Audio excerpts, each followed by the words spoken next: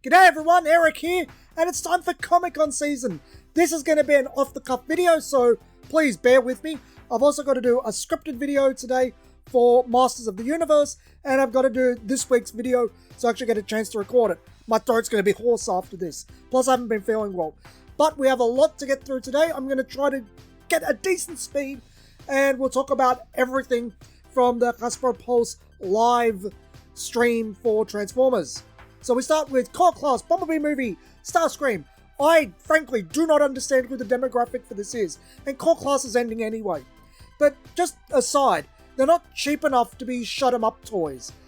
These ones like the Starscream, the Legacy Shockwave that's quite nice, the Optimus Prime, they're kind of their own little universe, and they don't complement the larger figures. It's a really weird line that felt like it was inconsistent and incoherent. I don't actually understand what the thought process was behind it. This looks perfectly fine for a core. By that I mean it looks not worth $18, but it will be. And yeah, if you want a really small Bumblebee movie Starscream, there you go. I don't remember from the listings if this is going to get repainted a dozen times, but it's a seeker. It's probably going to get repainted a dozen times. Next up we have Core Class Concept Art Bumblebee Movie Decepticon Frenzy. I don't actually remember if we have a Core Class Rumble. I don't follow the movie toys particularly closely anymore. They don't... I've outgrown the aesthetic of the movies. For the most part, I'll pick up the occasional one that's really stellar, but for the most part, I skip them. It doesn't really turn into anything. It kind of looks like an amorphous blob. That's part of the cause for a lot of these. Well, it has to turn into something, which is part of the cause for a lot of Soundwave figures. We're going to be making a video on Soundwave in the near future. I just have to get a lot of things straight in my mind. If you want a nice little frenzy, this looks perfectly fine if you keep it in robot mode. Vehicle modes, the alt mode, I guess because it's not a thing, is pretty naff, but yeah, it's got powerful drivers built in, which seem to fold up into the hands, I'm not sure. Next up we have a Deluxe Class Gamer Edition Reactivate Bumblebee. I think this might be the Bumblebee from the multipack sold separately. I don't think got the multipacks down here. This looks perfectly fine. I like the more dune buggy aggressive look for Bumblebee, I guess. I don't think it really fits the character, but I like the spoiler at the back. It gives me Hotshot vibes, if anything. I actually wouldn't mind this done up with a Hotshot style head. More yellows maybe. Actually, the color scheme's perfectly fine. Just pop a Hotshot head on there, and actually that'd look pretty cool. I'd like that. But yeah, as Bumblebee, I'm not sure it works. And as we all know, it doesn't look like this game's ever coming.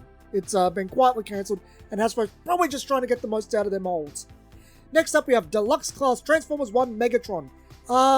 I've heard really good things about that movie, but we'll wait and see when it comes out. I'll probably do a video review of it, but you know what? I actually like the Megatron design with the dual cannons and the big central cannon.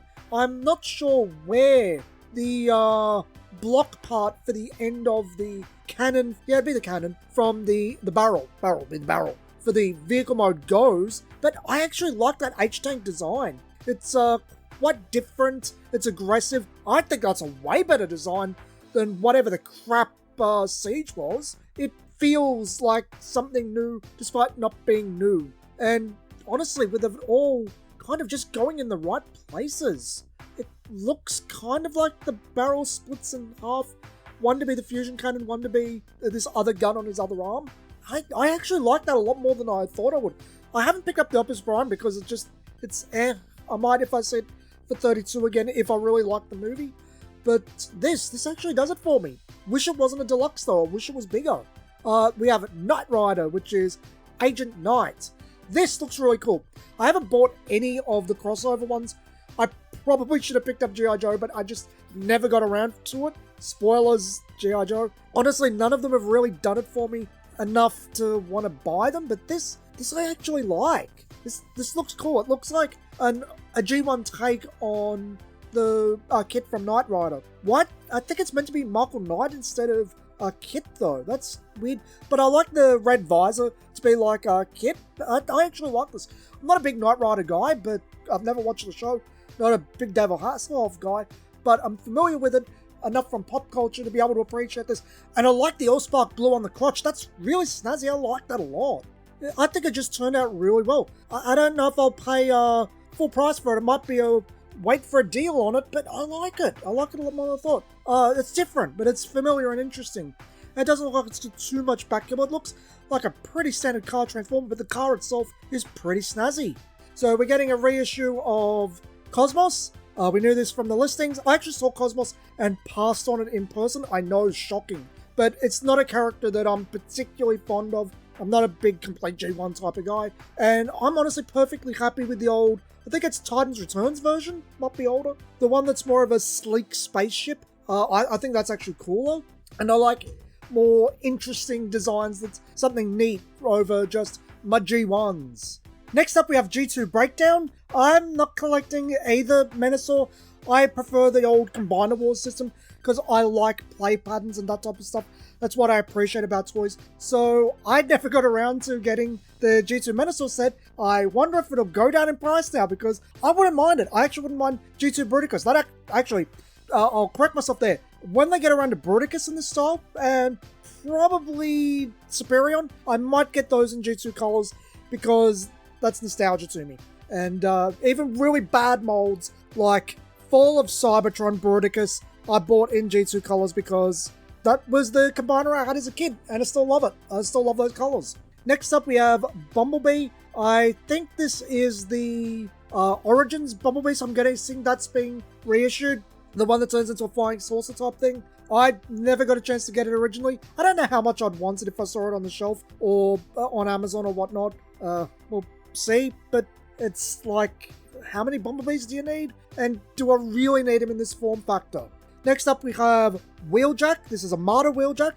I don't know if he'll include his minicon. I'm going to guess no. I kind of regret not getting the 2-pack now, only because the Shattered Glass Wheeljack that they did with the minicon was far more interesting and appealing, because I've got nearly a complete Armada collection, and I have really no interest in updating. If this has the Japanese colors, which it looks to be, I might make an exception, but I don't know. I don't know.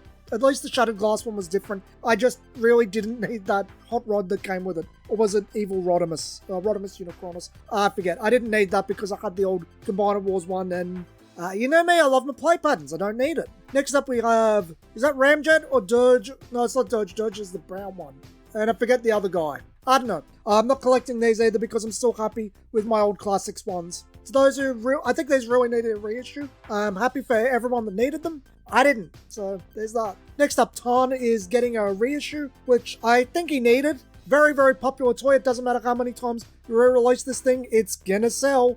I kind of regret not picking it up now, so I might pick it up this time. Although, I like the one from the multi-pack. The thing with the multi-pack is, I really don't want that cliff jumper. I want the Tarn and the Tarantulas, because I like the Tarantulas, but I don't need the Headmaster in there. I don't really care. At least I think it's a Headmaster. I only collect the 87 Headmasters, and I don't care about Prime. I really don't like that series. If you haven't caught on, I really don't like Prime. Next up, we have Galaxy Shuttle. That's the reissue of the barely released retool of Siege Astrotrain. I know my friend really wants this, so I'm happy he's getting another chance of it. Actually, I should say an actual chance, because this thing never came out in Australia. I might actually pick it up because it's different. It's interesting. I don't know if I really have a definitive Astrotrain in my collection. I don't know if I'd want to go back and get the Titan's Returns one. I was going through hard times, brother, hard times during Titan's Returns, so I've been going back and gradually building up the collection for that one because I love that line. But yeah, I don't know which one I want. Would I want to track down Siege Astrotrain, or do I want Titan's Returns? But this one, if I don't get the Siege one, I'm kind of interested in the mold, so I'd pick up this. Next up, we have Dualcast. I'm not sure. It's the Diaclone deco of the toy that became Blitzwing. That Blitzwing, the later class one, really doesn't interest me whatsoever. It's a boring-ass toy with it's got extra parts to build it up to being a higher price point, but they just feel like so effing what? I really couldn't care less about the stupid hands, and I think that's the case for the vast majority of people. It needed better accessories, or, I don't know, more put into the mold to make the toy better. Don't know if this is coming with the hands, maybe they've been cost cut, but if they've been cost cut, it's like, I'm just sitting here with my thumbs up. If you can see me, it's like, okay, I don't care. And there's one last thing we have to discuss. Voyager Class Gamer Edition Autobot Ratchet. That actually, it doesn't look like Ratchet to me. It actually looks more like Red Alert in vehicle mode. I actually kind of like how the axe becomes this spear tank type attachment in vehicle mode. That's actually pretty interesting. I like the hand with the weapon. I'm not interested in the Gamer Edition. Sorry guys, War for Cybertron was fine. Not my favourite game of the 360 era, but out of the ones I've seen, oh, is that pinned wheels or not? Nah, not pinned wheels. But out of the ones I've seen, that's a pretty decent toy by the look of it. I was a bit bummed the Barricade wasn't better than it was. Barricade probably could have been better. Next up we have pictures of Optimus Prime. Well, we've seen all of this. There's a bunch of concept art for the artwork. We've actually seen him out of the box, transformed, everything, because you could get him, I think, in Hong Kong at the moment. He looks really, really good. I don't know if I'll pick him up. Don't know if I feel like I need him, but I do like him.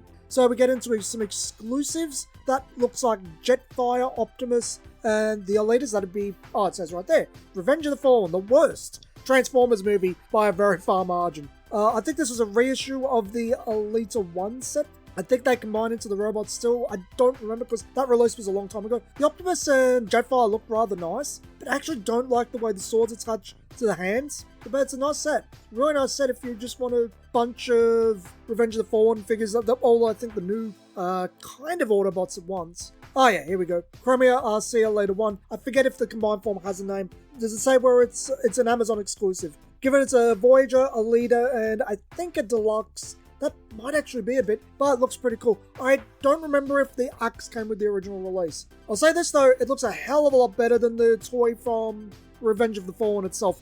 Next up, we have a set of Amazon exclusives. This is a retool and redeco of Bludgeon. I keep wanting to call Bludgeon because of the way it's spelled. And I forget the guy's name. He's one of the late G1 gimmicky toys. If you're familiar with Gavin, he's a really nice Transformers YouTuber that I really enjoy. He's covered all of those toys. I think it looks particularly like those old toys, but it's fine. Not doing it for me. If you're collecting those, more power to you.